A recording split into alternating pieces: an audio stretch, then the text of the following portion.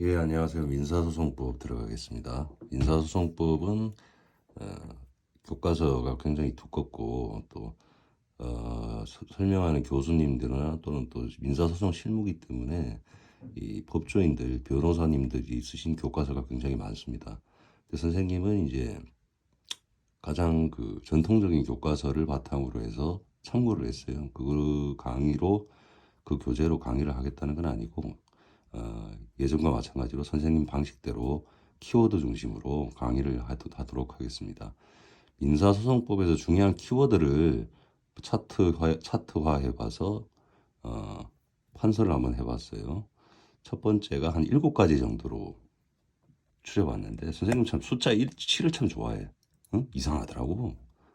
7만 만나면 모든 게 잘 풀리고 어쨌든 쓸데없는 소리였고요. 첫 번째 민사소송법에서는 다른 소송과의 차이가 중요합니다. 이 실무하고 연결되기 때문에 다른 소송이라고 하면 앞서 선생님이 간략하게 설명드렸던 형사소송, 또 행정소송, 그리고 우리 친족 상속법에서 그 간략하게 다뤘죠. 가사소송, 그리고 비송사건이라는 게 있습니다. 비송사건은 이 민사소송 중에서도 일정한 요건을 갖춘 약간은 좀 간략한 소송입니다. 간략한 소송인데 비송이라고 그래요. 비송사건. 요거하고 좀 구별할 필요가 있어요. 민사소송은 선생님이 행정법 설명할 때 이렇게 말씀드렸죠. 모든 재판 프로세스, 소송의 기본이 된다고 그랬어요. 그래서 민사소송법은 다른 법에 준용이 많이 됩니다. 그 점을 알아두시면 되고 가장 중요한 점은 형사와 행정소송과의 차이점은 이게 변론주의가 적용되는 거죠. 당사자가 주장하지 않은 것은 법원이 판사가 간섭할 수 없습니다. 직권하고 반대말이라 그랬어요. 변론주의, 직권. 두 번째 소송에 가름하는 제도라는 게 있습니다. 우리가 꼭 재판을 통해서만 해결하려고 하는 것은 시간도 돈도 들고 또 서로에게 스트레스를 갖게 하는 또 심하게는 원수가 될 수가 있어요. 서로가 원고 피고라고 그래요. 그죠? 민사소송에서는 소송의 가름 대신하는 제도가 화해가 있고 조정이 있고 중재가 있고 뭐 이렇습니다. 그 부분을 제가 설명을 드릴 거고 오늘은 지금 차트 키워드만 설명드리겠습니다. 본 게임은 다음 시간 가고요. 세 번째는 특별소송 절차라는 게 있어요. 특별소송 절차에는 여러 가지가 있지만 중요한 거 실생활에 특히 우리가 변호사 없이 나홀로 소송이라고 합니다. 소액 사건이죠. 그다음에 지급명령이라는 게 있어요. 이게 굉장히 많이 쓰이고 또 이거를 알면은 굳이 변호사를 비싸게 쓰지 않아도 스스로 소송을 할 수가 있어요. 그 다음에 법관의 제척이라는 게 있어요.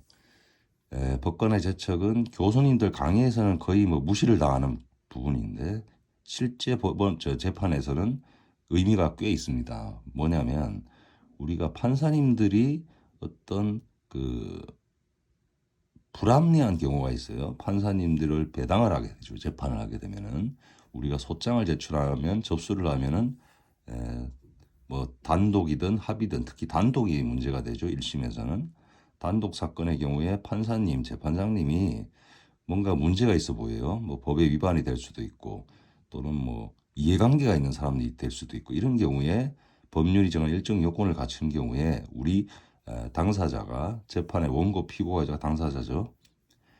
법관을 바꿔달라고 할 수 있어요. 그걸 법관의 제척이라고 합니다.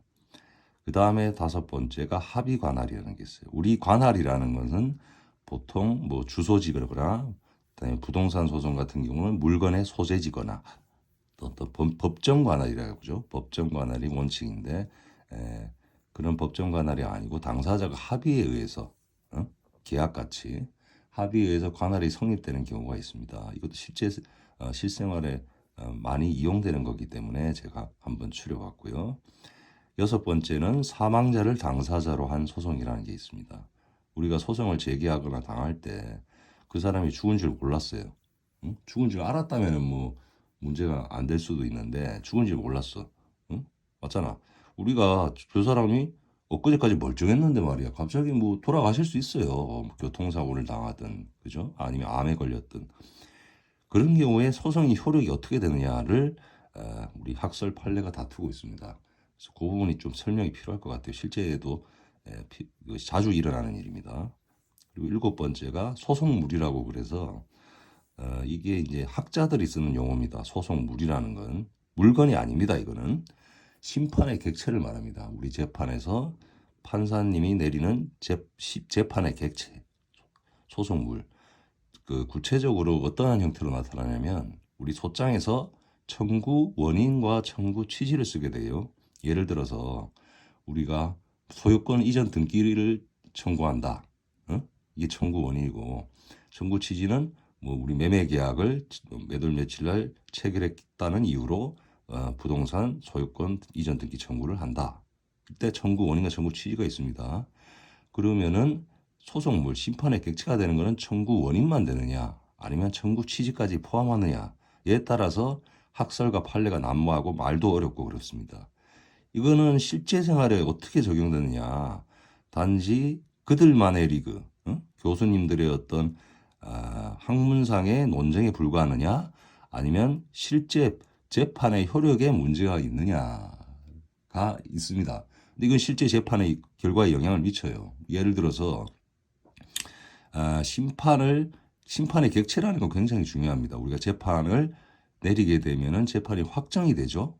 대표적인 효력 하나 말씀드린 거예요. 여러 가지가 있지만 재판이 확정이 되면 기판력이라는 게 생겨요. 기판력 말이 어려워요. 일본식 용어인데 이미 판단을 내렸다는 효과를 기판력이라고 어려운 말을 씁니다. 이 기판력의 범위를 결정짓는데 굉장한 영향을 미칩니다. 이 소송물에 대한 학설. 그러면 우리 학설 통설은 어떤 견해를 취하고 판례는 과연 어떤 견해를 취할까? 이 부분이 의미가 있어요.